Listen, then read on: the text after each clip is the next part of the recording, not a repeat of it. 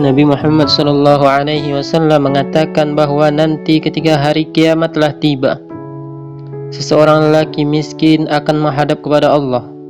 Kemudian Allah dengan rendah hati meminta maaf kepada lelaki itu sebagai seorang meminta maaf kepada saudaranya ketika hidup di dunia.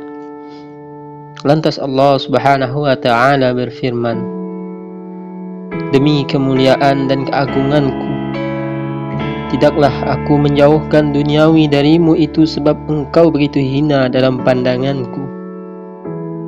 Namun karena aku telah menyediakan berbagai kemuliaan dan keutamaan untukmu sekarang ini.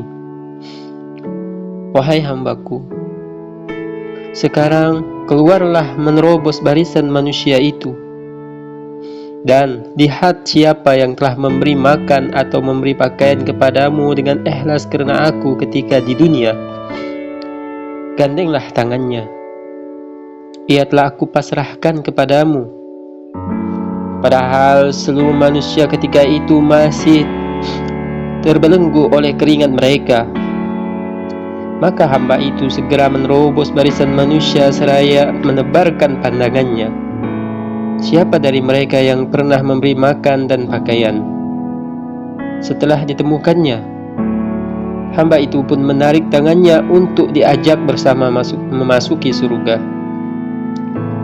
Kisah ini merupakan keterangan sebuah hadis yang diriwayatkan oleh Abu Syekh Ibnu Hibban yang bersumber dari Anas bin Malik radhiyallahu anhu. Surga dipenuhi dengan orang-orang miskin dan duafa. Surga menyombongkan diri kepada neraka. Padaku ada orang-orang miskin dan kaum rendahan. Hadis riwayat Bukhari Muslim. Orang yang sabar dan ikhlas akan keadaannya akan mendapat 3 kelebihan yang tidak didapat oleh orang kaya, yaitu 1. Disediakan suatu kamar di dalam surga yang terbuat dari yakut merah, yang tidak akan dimasuki oleh siapapun kecuali oleh anbiya alaihi salam, syuhada yang fakir atau orang mukmin yang fakir.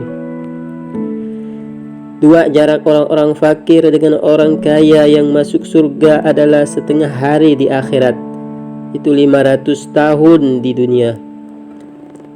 3. Tidak sama pahala orang fakir dengan orang kaya yang berzikir dengan ikhlas meskipun orang kaya itu bersedekah 10.000 dirham. Abu Laits Samarqandi. Orang fakir senantiasa dihadapkan kepada cobaan, dan malaikat berkata kepada mereka, kesengsaraan di dunia sama sekali tidak berpengaruh pada kesenangannya di akhirat yang akan ia peroleh selamanya. Abu Laits Samarqandi. Fakir miskin dan duafa adalah pembersih harta orang kaya melalui zakat. Tanpa mereka harta orang kaya itu tetap kotor. Quran Surah At-Taubah ayat 60. Demikianlah kisah kejayaan orang miskin dan keutamaan fakir miskin dan duafa. Semoga Allah Subhanahu wa Ta'ala memberikan kita kepahaman dan kekuatan, dan senantiasa kita dibimbing oleh Allah Subhanahu wa Ta'ala agar terhindar dari sifat lupa diri. Sekian dan terima kasih. Assalamualaikum warahmatullahi wabarakatuh.